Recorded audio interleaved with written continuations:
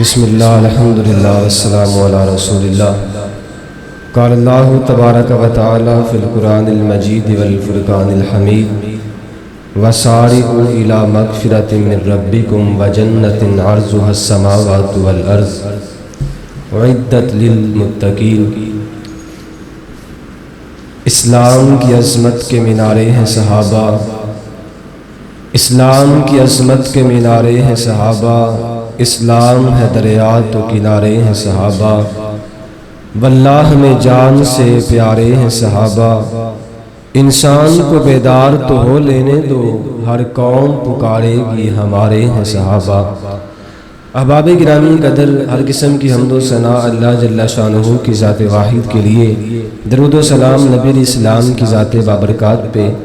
صرف چند ایک منٹ کے لیے آپ کے سامنے حاضر ہوا ہوں، توجہ میری طرف رکھیے گا۔ حضرات مالک کائنات نے قرآن پاک میں اعلان فرمایا وَسَارِعُوا إِلَىٰ مَغْفِرَةٍ مِّن رَبِّكُمْ وَجَنَّةٍ عَرْضُهَا السَّمَاوَاتُ وَالْأَرْضُ۔ مالک الملک کا قرآن بولتا ہے، اللہ فرماتے ہیں اس جنت کی طرف دوڑ لگا دو کہ جس کی چوڑائی زمین و آسمان سے بھی زیادہ ہے۔ اللہ جس زمین و آسمان سے لمبی اور چوڑی جنت انہیں بنائی کن کے لیے ہے؟ مالک کائنات نے فرمایا اعدت للمتقین، یہ میں نے متقین کے لیے بنائی ہے۔ اللہ متقین کون ہوتے ہیں؟ متقین کی نشانیاں بھی تو کوئی ہونی چاہیے نا۔ فرمایا الذین ينفقون فی السراء والضراء، یہ وہ لوگ ہیں حالات تنگ ہیں پھر بھی اللہ کے راستے میں خرچ کرتے ہیں، حالات کشادہ ہیں پھر بھی اللہ کے راستے میں خرچ کرتے ہیں۔ اور صحابہ کرام نے پھر اپنی زندگیوں میں ایسی ایسی مثالیں قائم کر دیں کہ زمانہ آج بھی حیران اور پریشان ہے کہ ان کا ایمان کیسا تھا، ان کا جذبہ کیسا تھا، ان کا یقین کیسا تھا۔ نبی علیہ الصلوۃ والسلام محفل میں موجود ہیں، باہر سے مہمان آیا، اللہ کے رسول کئی دنوں سے بھوکا اور پیاسا ہوں، یہ سید الکونین کا صحابی ہے، اللہ کے رسول کھانے کو کچھ چاہیے، آمنہ کے لال پیٹ بھرنے کو کچھ ملنا چاہیے۔ اب نبی علیہ الصلوۃ والسلام نے اپنے گھر میں پیغام بھیجا ہے، خدا را توجہ میری طرف رہے، یہ کسی ایم پی اے کا گھر نہیں ہے، یہ کسی ایم این اے کا گھر نہیں ہے، یہ وزیر اعلیٰ پنجاب کا گھر نہیں ہے، یہ کسی حضرات کونسلر کا گھر نہیں، یہ وفاقی وزیر کا گھر نہیں ہے، یہ سید الکونین کا گھر ہے، یہ فاطمہ کے بابا جان کا گھر ہے، یہ حسنین کے نانا جان کا گھر ہے، یہ اس کا گھر ہے کہ جن کے بارے میں میرے معاشرے میں لوگوں کا عقیدہ ہے اگر آمنہ کے لال نہ ہوتے یہ کائنات کا نظام ہستی نہ ہوتا۔ حضرات یہ مقصود کائنات کا گھر ہے، میرا نہیں لوگوں کا عقیدہ ہے۔ حضرات یہ مقصود کائنات کا گھر ہے، اور جواب کیا ملتا ہے؟ اللہ کے پاک پیغمبر گھر میں کھانے کو کچھ بھی موجود نہیں ہے، گھر میں کھانے کو کچھ بھی موجود نہیں ہے، یہ سید الکونین کا گھر ہے۔ آپ کے اور میرے گھر میں کیا کچھ موجود نہیں ہے؟ آپ کے اور میرے گھر میں دسترخوان پہ کیا کچھ موجود نہیں ہوتا، پھر بھی زبان پہ شکوے، پھر بھی زبان پہ ناشکری ہے۔ نبی علیہ الصلوۃ والسلام نے فرمایا کوئی بات نہیں، دوسرے گھر میں پیغام لے کے جاؤ، تیسرے میں گئے، چوتھے میں گئے، نبی علیہ السلام کے جتنے گھر تھے سب گھروں میں پیغام جاتا ہے۔ جواب کیا ملا؟ آمنہ کے لال کھانے کو کچھ بھی موجود نہیں ہے۔ صحیح بخاری کے الفاظ ہیں، امی عائشہ بیان کرتی ہیں آل محمد پہ اور محمد علیہ السلام پہ ایک مہینہ بھی ایسا نہیں آیا جب ہم نے پیٹ بھر کے کھانا کھایا ہو۔ آج کون ایسا بندہ ہے جس نے 3 دن کی بھوک برداشت کی ہو؟ کون ایسا بندہ ہے جس نے 2 دن کی بھوک پیاس برداشت کی ہو؟ یقیناً معاشرے میں کوئی نہیں ملتا۔ حضرات یہ کھجور کی گٹھلیاں چوس کے گزارا کرنے والے، یہ حضرات درختوں کے پتے کھا کر کے گزارا کرنے والے، یہ نبی علیہ الصلوۃ والسلام کے صحابہ اور مالک کائنات نے کیا فرمایا؟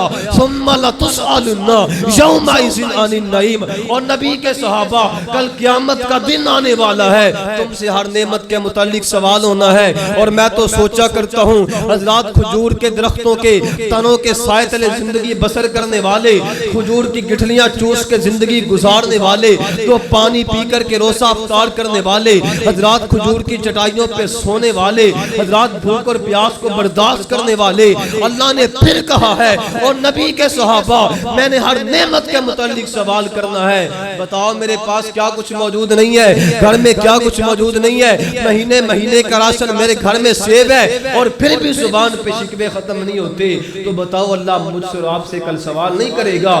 یقیناً سوال ہونا ہے، اس لیے آئیے اللہ کے راستے میں خرچ کرنا چاہیے۔ خیر بات کو آگے بڑھاتے ہیں، نبی اسلام نے فرمایا کون ایسا بندہ ہے جو آج مہمان کی مہمان نوازی کرے گا، کون ایسا بندہ جو میرے مہمان کو گھر لے کے جائے گا؟ صحابی کھڑا ہو جاتا ہے، اچھا اگر اجازت دیں برا نہ مانے تو مہمان کی تعریف بھی سمجھ لیں، مہمان وہ نہیں ہوتا خالہ دا منڈا، پھوپھی دا منڈا، چاچے دا منڈا، اللہ کے بندوں وہ تو رشتہ دار ہیں ہی ہیں، ان کے ساتھ تو مالک کائنات نے ویسے ہی احسان کرنے کا حکم دیا ہے۔ مہمان کون ہے؟ رستے سے گزر رہا ہے، حضرت جی بھوک لگی ہے، کھانے کو کچھ مل جائے، اس کو مہمان کہتے ہیں۔ مسجد میں چندہ مانگنے سفیر آ جائے، اس کو مہمان کہتے ہیں۔ لیکن افسوس کی بات یہ ہے میرا بہنوئی آئے، میرا داماد آئے، سب کچھ سامنے پیش کیا جاتا ہے، لیکن اللہ کے گھر میں مہمان آ جائے، قاری صاحب خطیب دا منہ ویندے نے، خطیب قاری صاحب دا منہ ویندا ہے، دونوں مل کے انتظامیہ دا منہ دیکھتے ہیں، اب کون اس کو کھانا کھلائے اور کون اس کو پانی پلائے؟ اللہ کے بندوں جنت ایسی تھوڑی ملتی ہے۔ صحابی کھڑا ہو گیا، اللہ کے رسول میں اس کو اپنے گھر لے جاتا ہوں، میں اس کو کھانا کھلاؤں گا۔ مفسرین نے لکھا ہے، محدثین نے لکھا ہے یہ بندہ بھی کئی دنوں تک اپنے گھر نہیں گیا تھا، اس کو بھی پتہ نہیں تھا میرے گھر میں کچھ کھانے کو موجود ہوگا کہ نہیں۔ خیر بازو پکڑا، ساتھ لے گیا، دروازہ کھٹکھٹایا اور حضرات جواب کیا ملتا ہے؟ کون ہے؟ کہا جی میں آپ کا شوہر ہوں، مہمان ساتھ آیا ہے، کھانا کھلائیں گے اس کو۔ بی بی کے کہتی ہے سو بسم اللہ آئیے، یہ نہیں کہا ہفتہ ہو گیا کرو نکلے ہیں اب گھر میں آگے اور کہتے ہو ساتھ مہمان لے کے آئی ہو، کوئی شکوہ نہیں کیا۔ مہمان کو بٹھایا، کہا کہ گھر میں کچھ کھانے کو موجود ہے کہ نہیں؟ اب دل تھام کے سنیے گا، فرمایا کھانے کو ضرور ہے لیکن سوکھی روٹی کے چند ایک ٹکڑے موجود ہیں۔ مجھے ایک بندہ ہاتھ کھڑا کر کے بتا دے جس نے پوری زندگی میں ایک مرتبہ بھی سوکھی روٹیاں پانی میں بھگو کے کھائی ہیں۔ یہ صحابی رسول ہے، اللہ نے فرمایا میں نے ان کے لیے جنتیں بنائی ہیں، میں نے جنت تیار ہی ان کے لیے کی ہے، اور حالت کیا ہے؟ سوکھی روٹی گھر میں کھانے کو موجود ہے۔ اچھا چلو اس سے آگے بڑھو۔ صحابیہ کیا کہتی ہے؟ حضرت جی کھانے کو موجود ہے لیکن اپنے لیے نہیں، وہ بھی بچوں کے پیٹ پالنے کے لیے رکھی ہے۔ آج انسان حلال حرام کی تمیز کیوں بھولا بیٹھا ہے؟ صرف بچوں کے پیٹ پالنے کے لیے سچ کو جھوٹ، جھوٹ کو سچ کیوں بناتا پھرتا ہے؟ صرف بچوں کا پیٹ پالنے کے لیے۔ اور یہاں پہ جواب کیا ہے؟ حضرت جی سوکھی روٹی کے چند ٹکڑے موجود ہیں، وہ بھی بچوں کے کھانے کے لیے۔ کہا کوئی بات نہیں، تم بچوں کو بھوکا سلا دو، مہمان کو کھانا کھلائیں گے، زمین پہ مہمان راضی ہو جائے گا، آسمان پہ رب رحمان راضی ہو جائے گا۔ خیر حضرات اس کو بٹھایا جاتا ہے، کہا جب کھانا کھانے لگوں نا تو چراغ بجھا دینا، میں ویسے ہی منہ ہلاتا رہوں گا، مہمان پیٹ بھر کے کھانا کھا کے چلا جائے گا۔ خیر یہ واقعہ پیش آیا، دن چڑھتا ہے، صحابی اللہ کے رسول کے پاس حاضر ہوتا ہے، نبی علیہ الصلوۃ والسلام مسکرا رہے ہیں۔ صحابی کہتے ہیں اللہ کے رسول آپ کیوں مسکرا رہے ہیں؟ نبی علیہ السلام نے فرمایا صحابی صرف میں ہی نہیں، تیری یہ ادا رات کو اتنی پسند آئی ہے، زمین پہ مصطفیٰ مسکرا رہے ہیں، آسمان پہ خدا مسکرا رہا ہے، اور اللہ کو تیری یہ ادا اتنی پسند آئی ہے، اللہ نے تیرے اور تیری بیوی کے ساری زندگی کے گناہوں پہ معافی کے قلم پھیر دیے ہیں۔ اللہ نے کہا ہے الذین ينفقون فی السراء والضراء۔ آئیے آخری بات میرا سلام ہے، نبی اسلام نے جہاد کے لیے اعلان کیا، فرمایا صحابہ چندہ لے کے آؤ، مجاہدین کے لیے چندہ چاہیے۔ حضرت فاروق اعظم کے دل میں خیال آیا ہجرت کی باری صدیق پہلے، ایمان کی باری صدیق پہلے، بیٹی کے رشتے کی باری آئی صدیق پہلے، ایمان لانے کی باری آئی تو صدیق پہلے، آج صدیق کو آگے نہیں جانے دوں گا۔ گھر جاتے ہیں حضرت جی کبھی اس بات میں بھی مقابلہ کریں، ساتھ والے کا 1 منزلہ مکان ہے میں نے 2 منزلہ بنانا ہے، اس کے بعد سیڑھی 70 ہے میں نے 1 to 5 لے کے آنی ہے، اس بات سے آگے نکلو۔ صحابی کی کیا دور تھی، صحابی کا کس بات میں مقابلہ تھا؟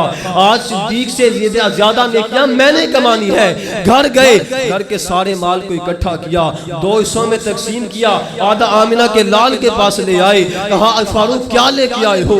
فرمایا گھر کا آدھا مال آپ کے قدموں میں ڈھیر کر دیا ہے۔ اور پھر یاروں کو یاروں کے حالات معلوم ہوتے ہیں، باری صدیق کی آئی، صدیق نے بتا دیا وہ کیوں امام امامت میں پہلے ہے، وہ کیوں صداقت میں پہلے ہے، وہ کیوں خلافت میں پہلے ہے، وہ کیوں ایمان لانے میں پہلے ہے؟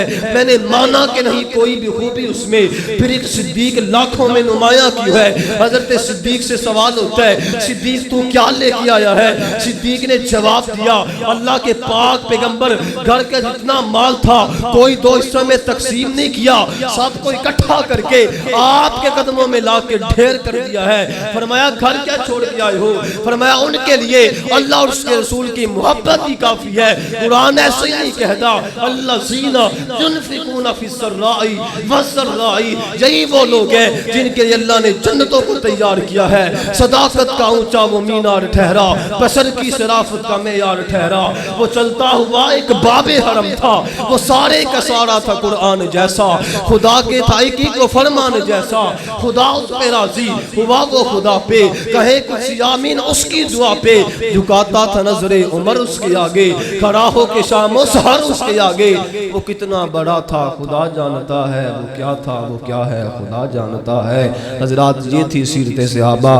اب صرف سیرت سننی سنانی ہے یا اپنانی بھی ہے؟ بولو بھائی، اپنانی بھی ہے، کیونکہ زبان سے کہہ بھی دیا لا الہ تو کیا حاصل، دل و نگاہ مسلمان نہیں تو کچھ بھی نہیں۔ وما توفیقی الا باللہ، والسلام علیکم۔